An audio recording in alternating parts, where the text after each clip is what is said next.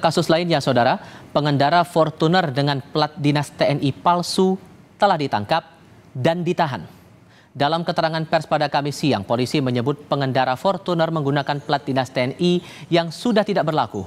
Polisi memastikan pengendara Fortuner itu bukan anggota TNI. Polisi juga menyebut tersangka menggunakan plat dinas TNI palsu untuk menghindari ganjil genap di Tol Cikampek.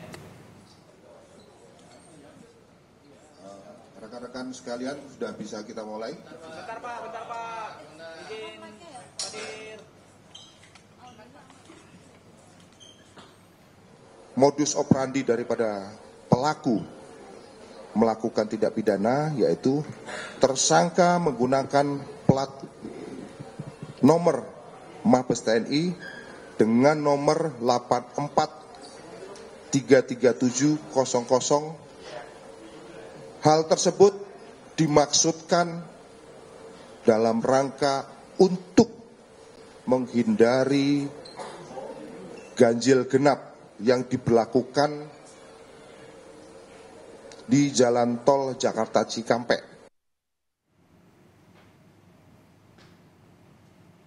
Polisi menyebut usai video cekcoknya viral, pengendara Fortuner yang mengaku adik jenderal itu sempat sembunyi di hotel, bahkan membuang plat dinas TNI palsu itu ke sungai di daerah Lembang, Bandung Barat, Jawa Barat. Oh itu. Coba dibuka, Pak. Tunjukin ke sini. Kamu anggota, Pak? Iya, lu yang tabrak duluan. Anggota ya? Enggak, lu yang tabrak. Ada anggota. Sekarang itu Bapak dinas di mana, kakak Bapak? Bapak saya ini. Atas nama siapa? Kakak saya jenderal. Atas nama siapa? Tony Abraham tadi. Iya, udah. Bapak nggak mau nanya bapaknya namanya siapa?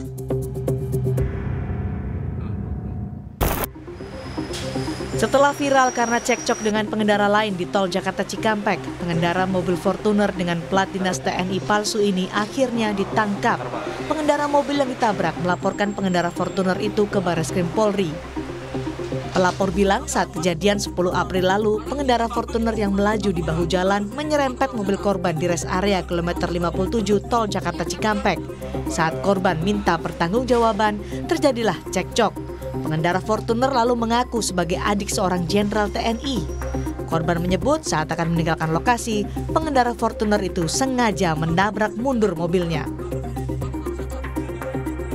Mobil Fortuner ini juga mendadak potong masuk ke kanan gitu.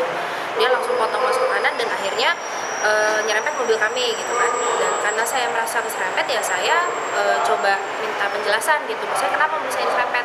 Tapi itu dia malah nyalain saya duluan dan bilangnya kamu yang nabrak duluan gitu loh. Nah terus akhirnya setelah itu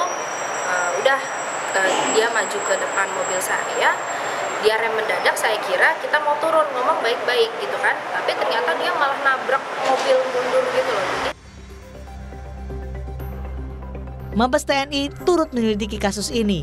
Melalui pesan tertulis, Kepala Pusat Penerangan TNI Maijen Nugraha Gumilar menyatakan yang bersangkutan sudah ditangkap, saat ini lagi diperiksa di Polda. Nomor registrasi plat dinas yang digunakan yang bersangkutan adalah palsu. Nanti dikabari ya setelah selesai pemeriksaan semuanya. Subdit Resmob Direktorat Reserse Kriminal Umum Polda Metro Jaya pun menangkap pengemudi Fortuner itu di rumahnya di kawasan Cempaka Putih, Jakarta Pusat. Pelaku langsung ditetapkan sebagai tersangka dan ditahan. Ia dijerat dengan pasal 263 KUHP tentang pemalsuan surat dengan ancaman pidana maksimal 6 tahun. Tim Liputan, Kompas TV.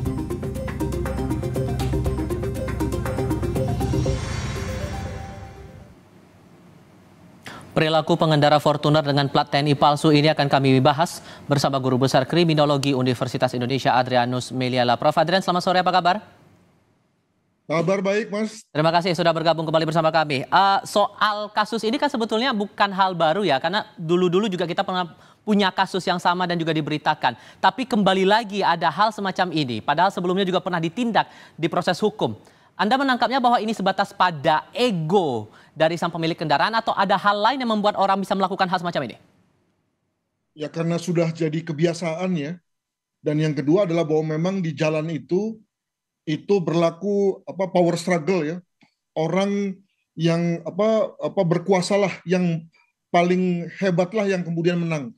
Dan kuasa atau hebat itu antara lain ditunjukkan melalui mobil siapa ini, ya, mobil lembaga mana, bukan sembarang lembaga juga, tapi lembaga tertentu, ya. Dan untuk itu maka orang lalu berbuat sedemikian rupa untuk mendapatkan STNK tersebut.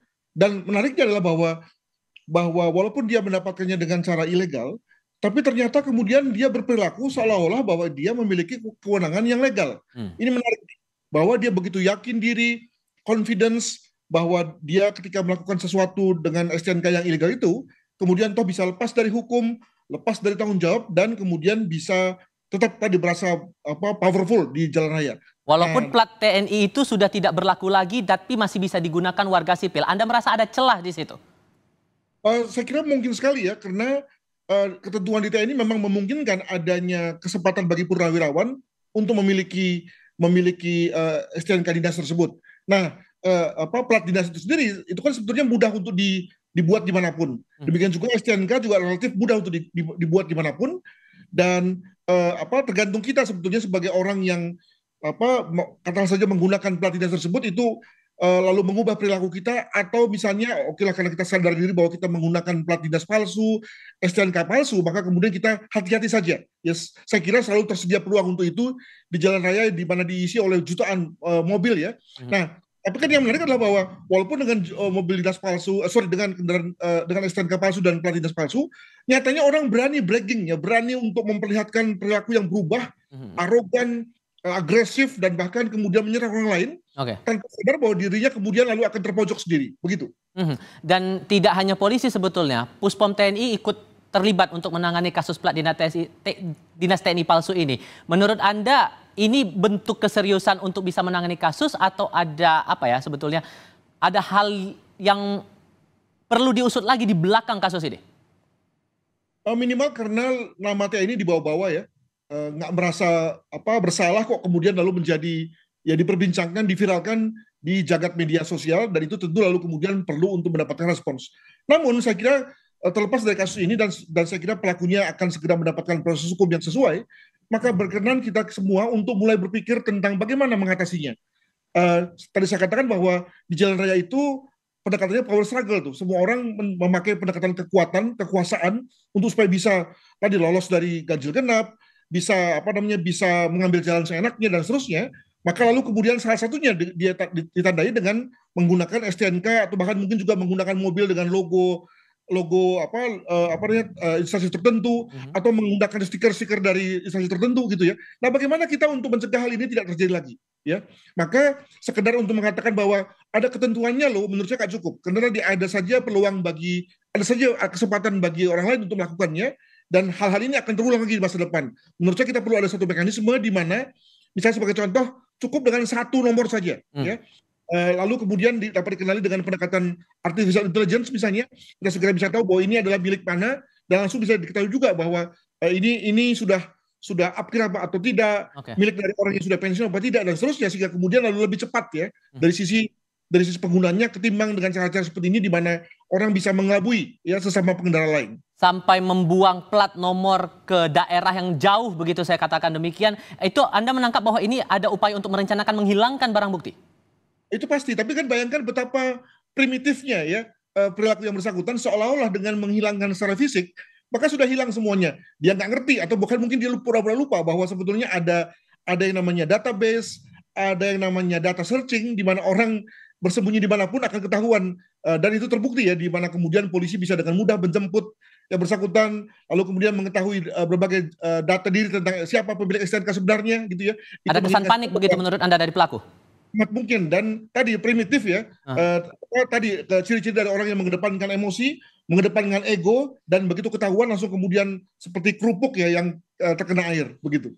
Oke, sehingga kan ini tindak lanjut yang harus dilakukan otoritas adalah menertibkan nomor-nomor plat dinas palsu ini agar tidak disalahgunakan. Tindakan seperti apa yang harus dilakukan oleh otoritas terkait menurut Anda, Pak? Misalnya dengan cara membuat plat dinas yang sedemikian rupa tidak mudah untuk dipalsukan, ya, tidak mudah untuk digandakan.